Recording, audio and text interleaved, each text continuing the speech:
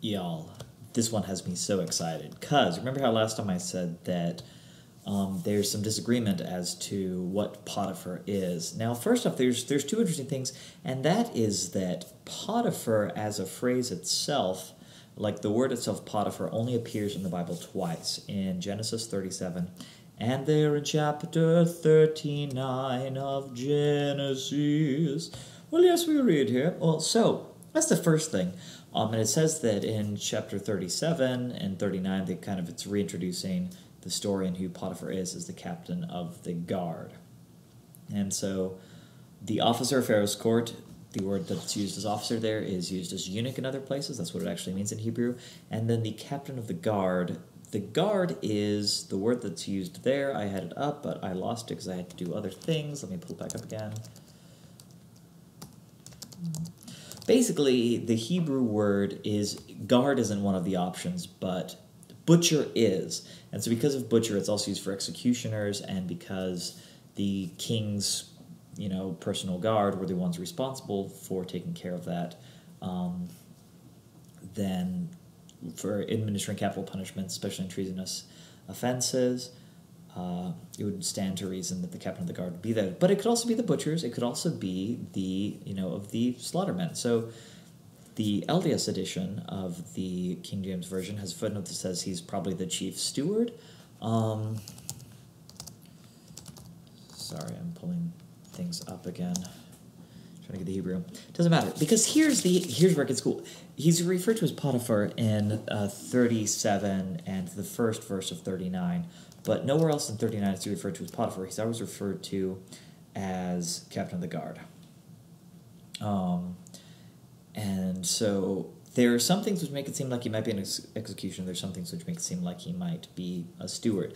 The fact that he's a eunuch makes it seem more like he's probably a staff person than a military person, unless he was unicized very late in life, which is possible. But normally, those kind of positions, you're raised up in it. So we're going to look at it in both ways. So if we're going to look at it in the chief butcher way, that he's the steward over a lot of the foodstuffs in the house, then what happens later in chapter 40 is even cooler. So we know what happens in chapter 40. The chief butler and the chief baker are thrown into prison.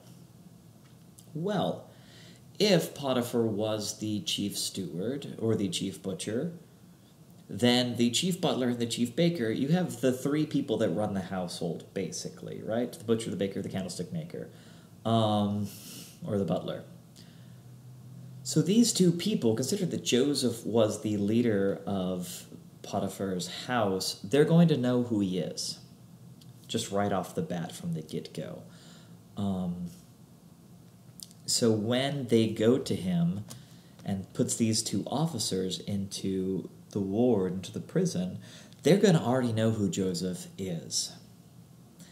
And the whole, they're going to know that he's this dude, and the chief butler does not really forget what happened. The chief butler, after the baker has been killed, the butler, if we go in with the idea that the Potiphar is the steward, the butler knows exactly who Joseph is from the beginning. He's not going to forget Joseph when he gets back into Pharaoh's court. He knows who Joseph is the entire time. And it's just really that he's not sharing things. So that's interpretation one, that he's steward. On the other interpretation, this one does have a slight bit of more textual evidence that he is the head of the executioners. Because if we go back to chapter 39, end of 39, Joseph's master took him and put him into the prison, a place where the king's prisoners were bound. Now, if he's captain of the guard, the chief executioner, he's going to have the keys to the prison. This makes total sense. But if we go to Genesis chapter 40, and then we go into verse 3 of chapter 40, and he, Pharaoh, put them in ward in the house of the captain of the guard, into the prison, the place where Joseph was bound. If Potiphar is merely the steward, I mean, it seems less likely that the prison is going to be under his keeping, but here we say that he put them in the ward in the house of the captain of the guard, the place where Joseph was bound. And verse 4, this is interesting. And the captain of the guard charged Joseph with them. Potiphar is the captain of the guard. So these guys go back into Potiphar's domicile, or his estates, or whatever it is, that he got with the fortunes buying shares in pyramids. And the captain of the guard is the one who puts Joseph in charge of them, not the keeper of the prison. And the captain of the guard is Potiphar, unless, here's where it gets interesting, 39:1 is the only time, and 37, the last verse of 37, are the only time to get Potiphar's name. Is this captain of the guard the same captain of the guard of Potiphar? Right? Like, because you'd think they would say Potiphar would do it, but they don't, so I'm going to probably have to get into Talmud on this and see what happens. But they dreamed a dream and whatever else. Yeah, so that's where it gets interesting. And then when we get back into Genesis 4, and, I mean, again, this would explain why if they were put into the executioner's house, that would be why if they were about to be killed as the baker was. So then again in chapter 41, when the chief butler talks to Pharaoh, he says, I do remember my false day. Pharaoh was wroth with his servants and put me in ward in the captain of the guard's house. And there was, this is verse 12, there was with us a young man in Hebrew, servant to the captain of the guard. So the executioner makes sense with this here, who Joseph is. But if Potiphar was the chief executioner, then there's something else interesting. Then it becomes more interesting that Potiphar doesn't kill Joseph. Because if he's the chief executioner, he can kill whoever he wants, right? And that he doesn't kill Joseph makes it seem even more... If he's just a random noble, Joseph not getting killed for sleeping with his wife is,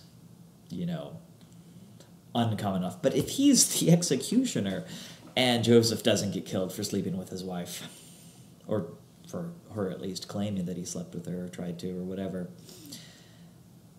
that's really, really strange. So, lots of ways you could take this. Feel free to, give me your thoughts on where that could go. But I just, going into that one little thing and the options that are available, the different possibilities of it, it's really cool, guys.